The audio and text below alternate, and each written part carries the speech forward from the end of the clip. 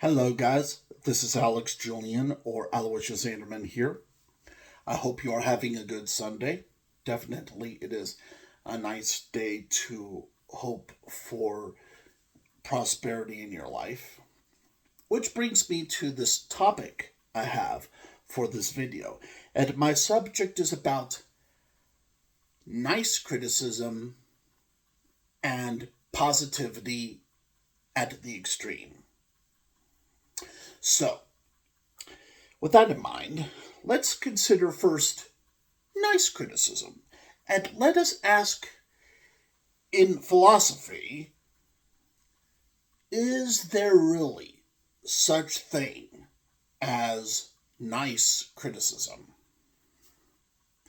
Well, definitely years ago, in case you are not seeing me yet on Google Maps, I was posting what I would call nice criticism about restaurants as a Google guide. And I was giving a lot of restaurants 5 stars, and I put my nice criticism in the actual writing. So I created this kind of world where instead of like being negative about a lot of stuff, which that does get on the public's nerves in regards to restaurants and stores, I was instead giving nice criticism, in which it was the kind of criticism where I was like, I would give restaurants 5 stars, especially if they are really reasonable and good businesses at the heart of it, because it's the heart that counts the most. Not necessarily first impression, but I mean like the heart of the matter. And, most restaurants, most stores do a good job at the heart of it. And I gave nice criticism to represent the heart of it. But over the years, when I was giving this nice criticism, a lot of nice people were saying, but, what about that? Or, like, what about that? Or, like, what about that? Or, what about that? See, that's why, in practice, it is actually possible to have a very accurate opinion that nice criticism does not exist. And the reason is because although I did prove, and also other reviewers on the internet have proven at times, that nice criticism does exist, the problem is negativity is a very permanent part of our existence, because negativity includes sin, it includes confusion, it includes disbelief, it includes mistakes at times, it includes some errors, it includes some faults, it includes some messes, it includes some doubts, it includes some general human thoughts and ideas. There will always be demons inside of us in some way, and they're never going to go away. Never. There is negativity in us. There is this negative energy that will never go away. All you could do is manage the negativity enough so that way it does not cause serious problems for innocent people. And that is how it is. I mean, come on. Let's say, for example, that there's evil, for example, in this world. Well, you cannot just snap your fingers and say, "Evil, be gone." Okay, that does not work, and religious experts can tell you that that does not work.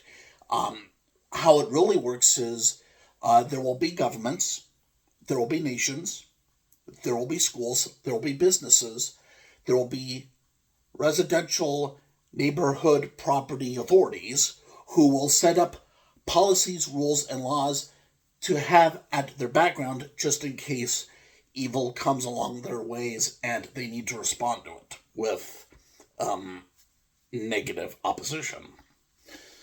I mean, negativity is the reason that the police are able to arrest criminals. Negativity is the reason that firefighters save the day by putting out a fire.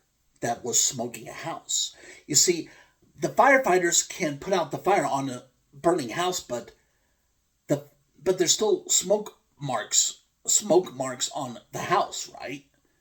That's a negative thing. I mean, there are negative things that exist in life that are like scars, or they're like wounds, or they're like permanent records and such. It never goes away. And Shakespeare at one time did say something to the effect in William Shakespeare dialect, something like, evil lives after them, meaning that evil is very much eternal in some way. I mean, there are negative forces in this world that are not even human forces. Tornadoes are very negative for us, but can we do anything about it? I mean, right now we cannot manage or delete tornadoes from our skies, really, when you think about it in the general terms of things with nature. There will be, like, negative hurricanes and negative storms and negative lightning.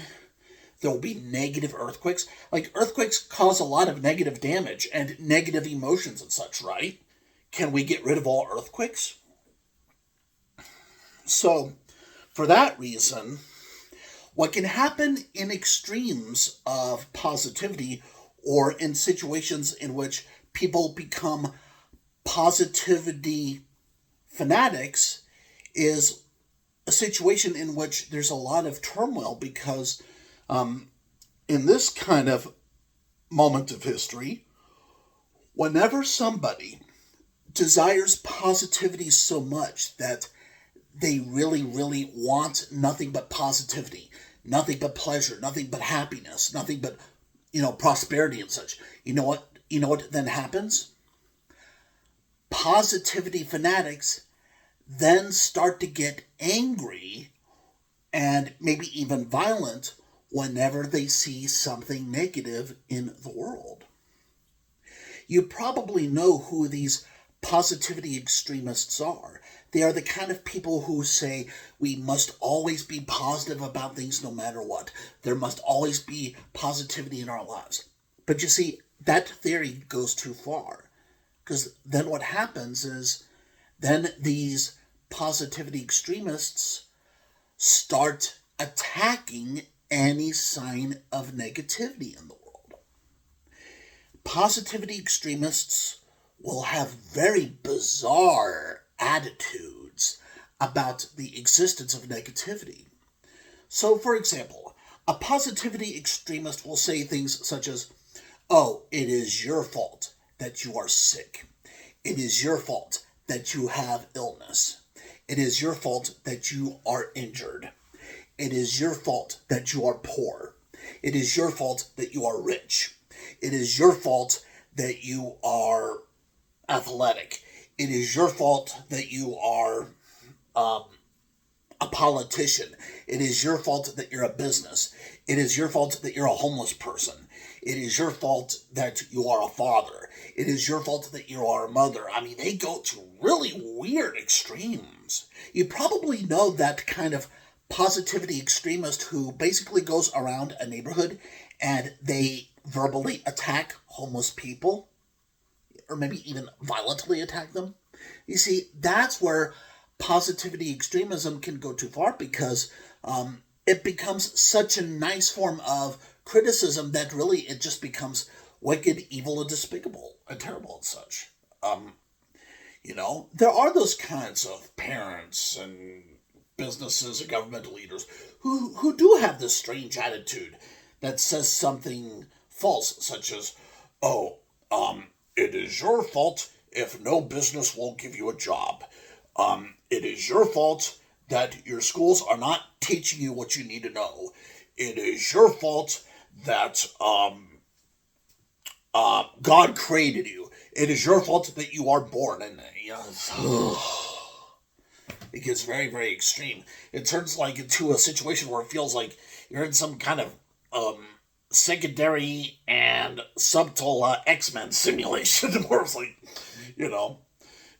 and maybe people would think like you're a mutant in something just because you struggle to pay the bills, or you struggle to cook food, or you struggle to raise a family, or you struggle to learn something at school.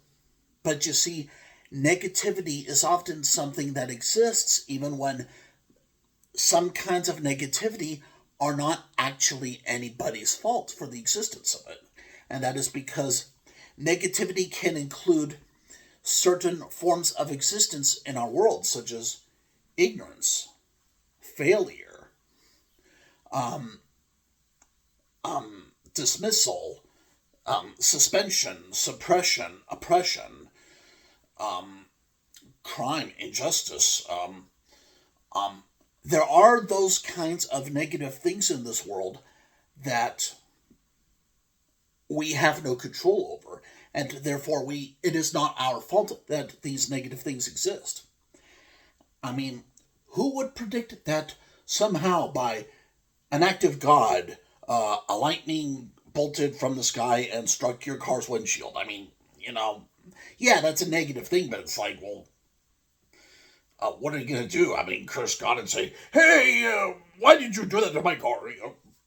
Maybe it could be a subtle sign, but you cannot take it seriously because, well, God does create evil in this world.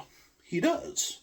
And he creates good in this world because, well, it's as they say, if you want to bake a cake, you have to remember that the frosting will always have an extra lick here and there, which can indicate a recipe imperfection. And that is fine because that's all that God has given us, and we should appreciate it. And so, that's my video on nice criticism and positivity extremism. Take care. Happy holidays.